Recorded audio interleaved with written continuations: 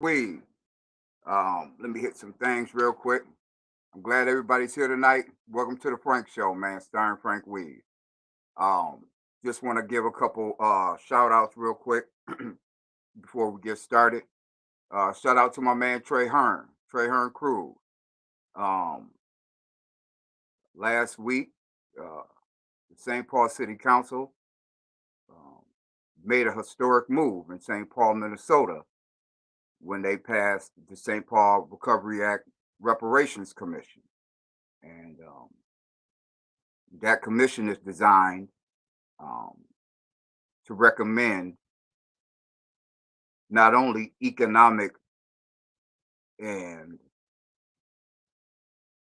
wealth gap stoppage within the Black community in St. Paul, but they have also other recommendations that are going to be going on for the people in the city of St. Paul. So they're trying to close that wealth gap in Minnesota. Right now, at this point, Minnesota has the largest racial Black wealth gap in the country. In the United States, Minnesota has the largest racial wealth gap when it comes to Black folks. So St. Paul made a huge move in trying to close that, you know, economic Black wealth gap by getting this commission together. And shout out to my man Trey for spearheading and leading that cause, and also other people. That steering committee, that original steering committee. Shout out to all those members who initiated that. Um, I know how much work it took, and I know how much work it is to do that. So I just wanted to lay that out there real quick. I also want to plug his show again. Trey's show is on Sundays at 8 o'clock. Make sure y'all tune in. And the sister Tashira, excuse me, my man. Uh, the sister Tashira, her show is on Thursday at 7 o'clock. So make sure y'all check that sister out. She has beautiful information on her show, and it's really entertaining. So just wanted to do that real quick. Make sure y'all tune into that. And I want to kind of go into what tonight's show is going to sound like, man, because I'm kind of going hard tonight. I'm going in tonight a little bit because um, I see that there has been a lot of reparations initiatives that have been passed across the country. And they're being passed on different levels. They're being passed on the municipal level, and they're being passed on the state level. And let's be clear about this. And let me say this real clear. When it comes down to reparations and how it needs to be passed, how it's being instituted into law, whether it's an ordinance, whether it's a law, it needs to be done for sure on the grassroots level, by the grassroots, by the grassroots, by people in your local community who know what they talking about when it comes down to reparations. When I took a look at that St. Paul ordinance, and I took a look at the people who spearheaded that, just for an example, I mean, I could use Evanston right now for an example. I could use Virginia as an example. But I'm going to go with St. Paul real quick. Reason why is because when you take a look at the people who spearheaded it wasn't people, for example, who were on a celebrity entertaining national level. It wasn't those kind of people. It wasn't one of those Black folks who had a bunch of money in their pocket, had already established themselves on a national political level, and decided to come home and do something for their community. It didn't happen like that neither. It happened based off of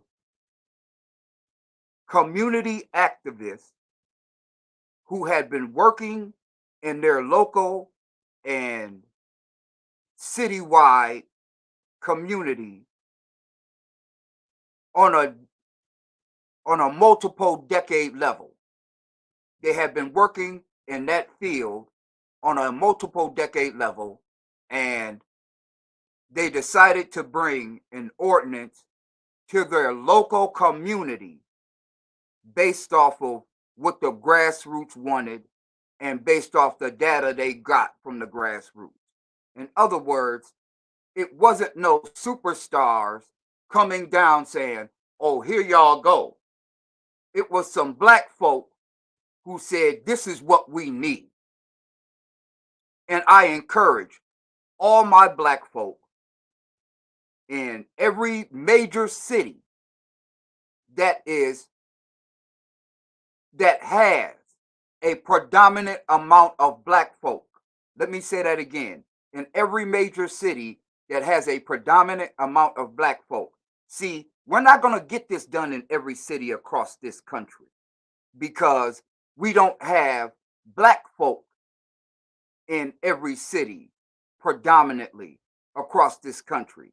But in the cities that we do, hopefully we will have community activists, local leaders who bring this agenda locally first so we can see who these people are locally first. We can see what the agenda is, what the language is locally first. You get where I'm going with this? Because on a local level, what we want to do is we want to establish a generation of leaders who are going to speak our language generationally.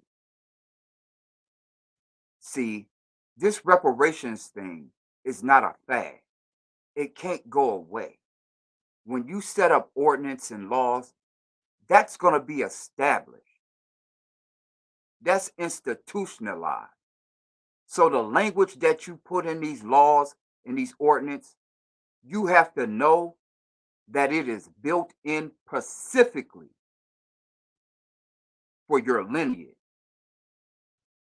And I just think that that needed to be said real quick before I started what I'm going to start because, sometimes we get into a situation where um, we get these leaders out here and we get confused, whether it be a pastor or a politician.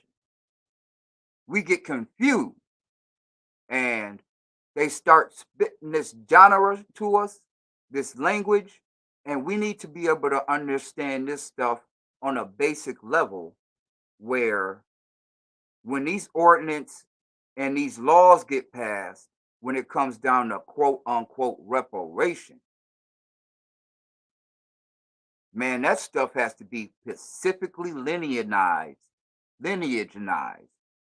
for us.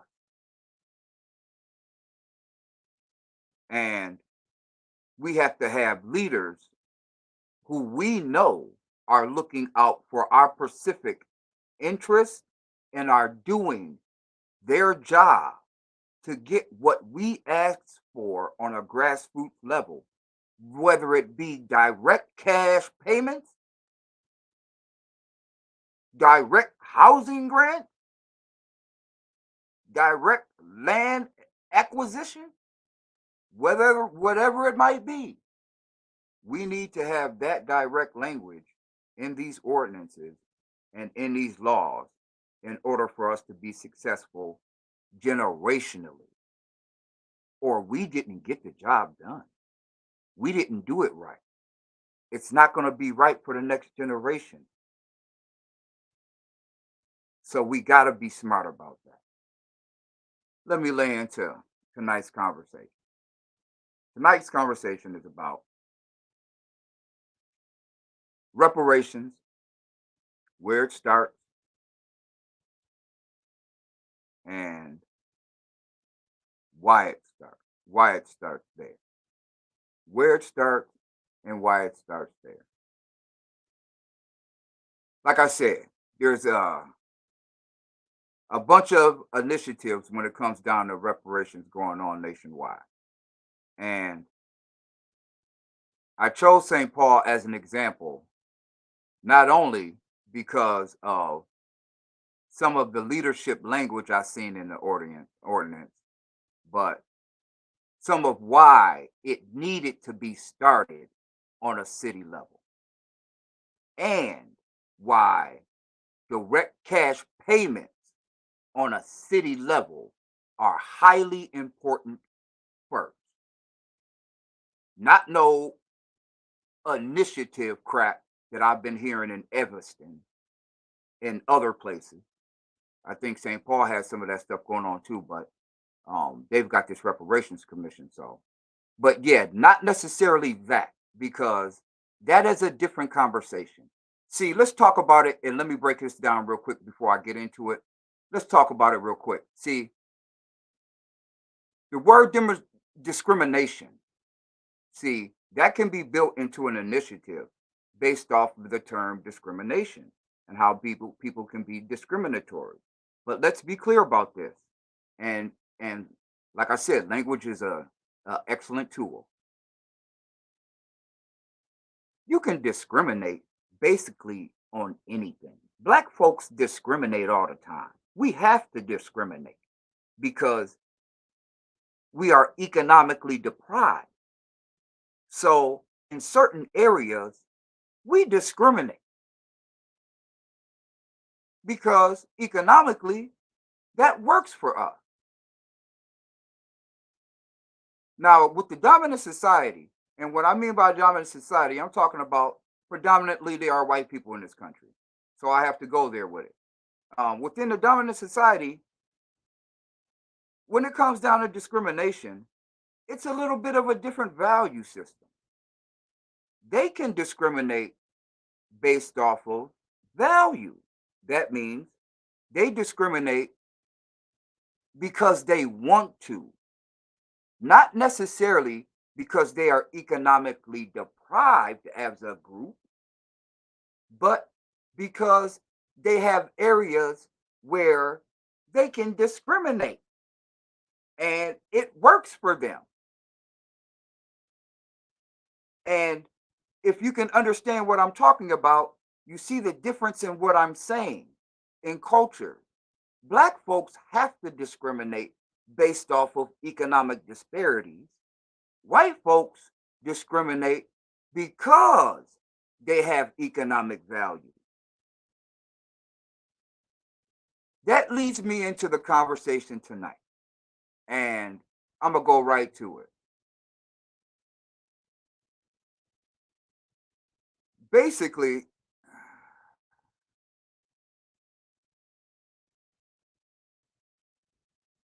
in March of 1957,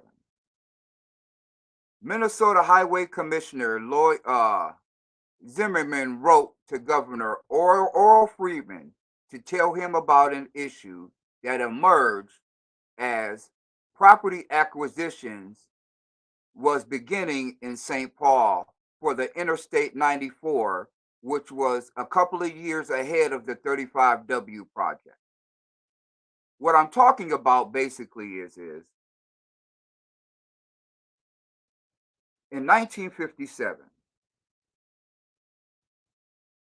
there was a conversation that the governor had in Minnesota about the 35W project and how it was going to economically disparage Black folk within the Rondo community, and how about 800 Black homes were going to automatically be destroyed based off of the 35W project. Now, what they wanted to do was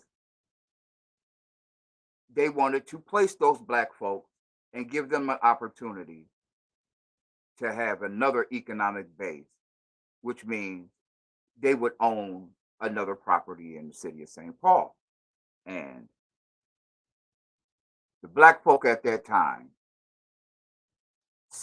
to create an ordinance where it would be allowed for a black person to own a home in any part of the city of St. Paul and not be racially discriminated against based off their race, creed, color.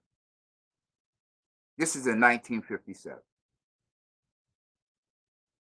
This is before President Johnson established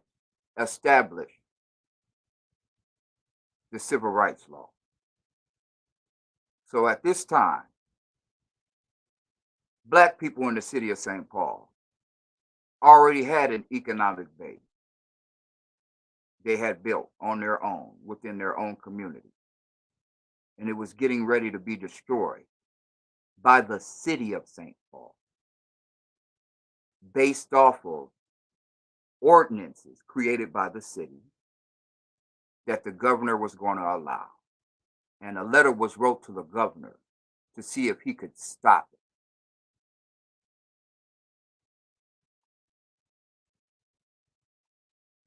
Well, basically, what the governor said was this, and if I'm correct, let me make sure I'm clear about what he said. I'm sure that the state highway department did not consider relocation problems confronting these black people. These discriminatory practices of certain groups have these persons confined to seek relocation in fringed areas of the so-called ghetto. Prices in the fringed areas have gone up in anticipation of frantic buying, and these persons affected by the freeway are caught up in a vicious vice.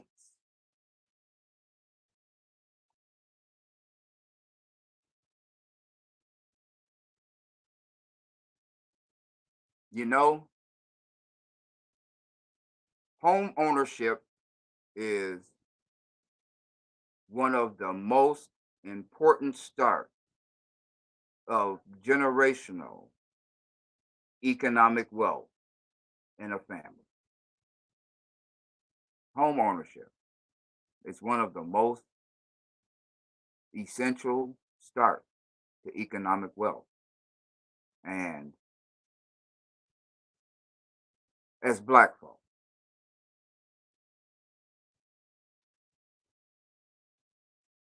when there are ordinances created to destroy homes and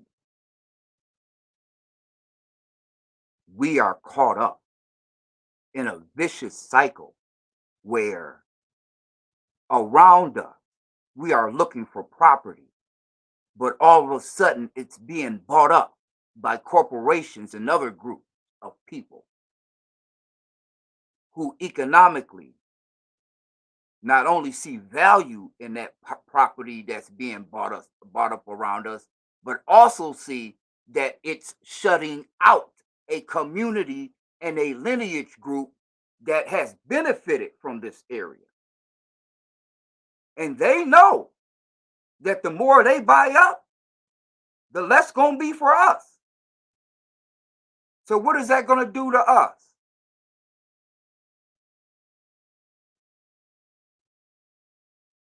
Economically, that's going to shut us down. That's going to move some of us out of here, which it did. And it's going to separate a lot of us. Just like the brother, I was looking at that news briefing that the commission had on the news, just like the brother Nathaniel was talking about on the news, where it sounded like he had the last home in the Rondo community. He ended up moving 5 times, 5 different times. Where's the economic value in that? Let me take a look at some more of this stuff real quick.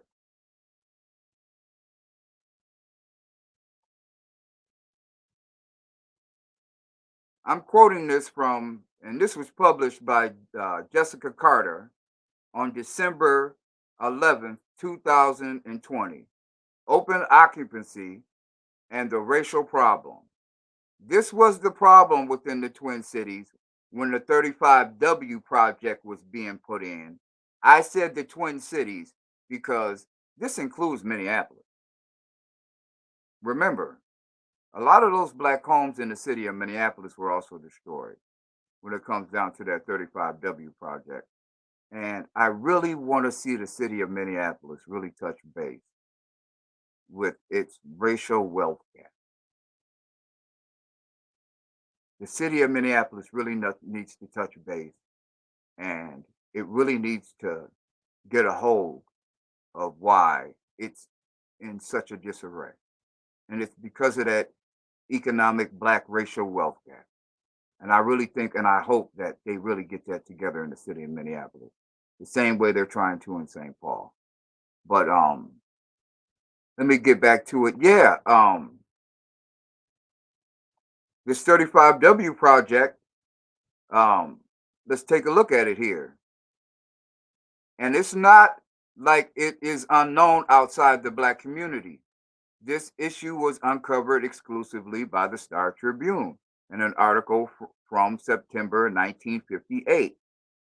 Quoted the director of the Minneapolis Urban League, who said there's an acute housing shortage for Negroes in the city simply because housing is about the only commodity a Negro can't buy on an open market. Organizations like the Urban League, NAACP, and other advocates for racial equality sought to address the problem to create open housing.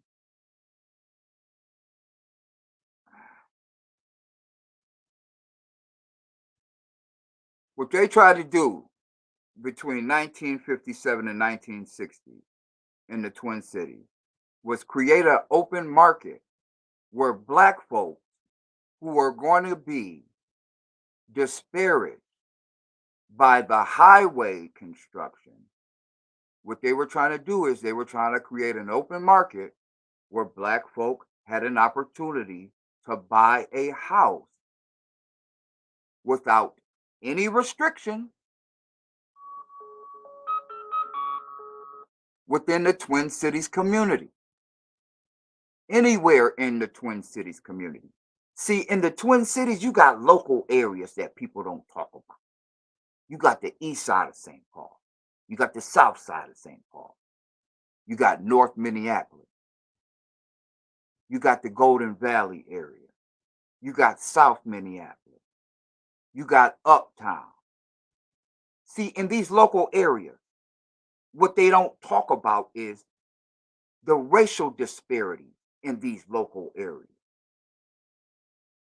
And in 1958, 1957, 1959, I can imagine some of the racial disparities in these local areas while these black folks were trying to start this open market because their house was being destroyed based off construction and ordinances that were getting put in by the Twin Cities, both cities. Bam. And the governor on a state department level did not stop it.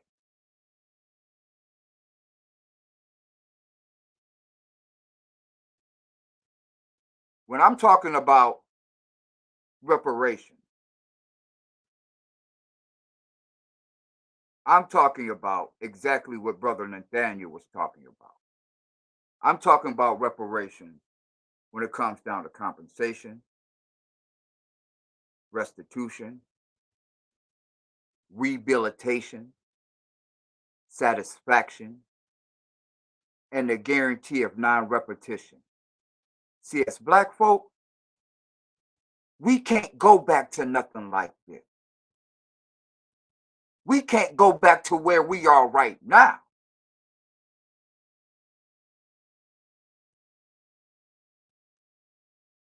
Reparation, compensation, restitution, rehabilitation, satisfaction, the guarantee of non-repetition. All of those things are the most important things that we have going on in our society today. That's it. That's the list. We get that done, we'll close a racial wealth gap. Now, I'm talking about, for example, on a city level, because as you can see, these ordinances, when it comes down to discriminating against a open housing market, allowing black folk to establish economic wealth on a local level, starts locally.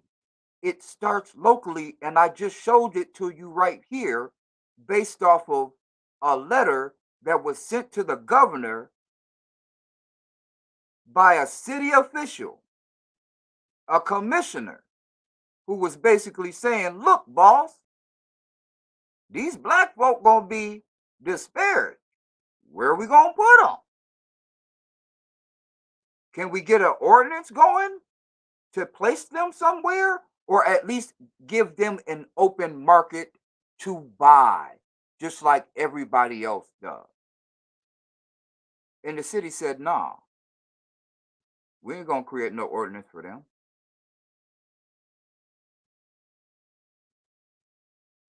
The Twin Cities said no. The city of Minneapolis said no, and the city of St. Paul said no. They didn't want to create the ordinance for these black folks to have an opportunity to buy on the open market. And this is in 1957. So what do you think they're doing today?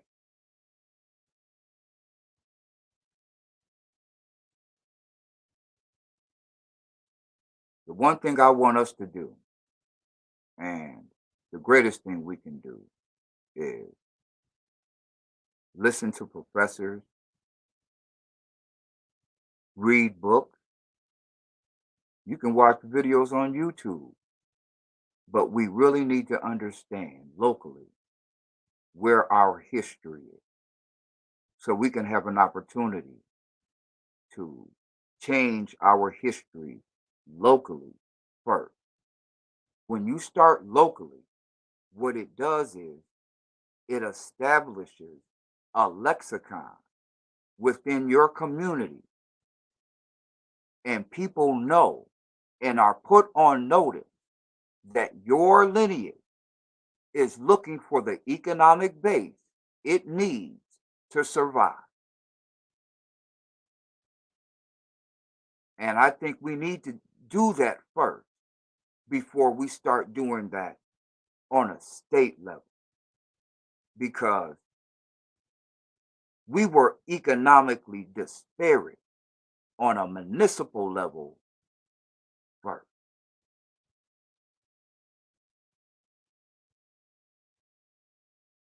So once we do that, like I said, it's not going to work for everybody, because everybody doesn't have the activists, the leaders, and the wherewithal to get it done on a city level first. That's why I see California did it on the state level.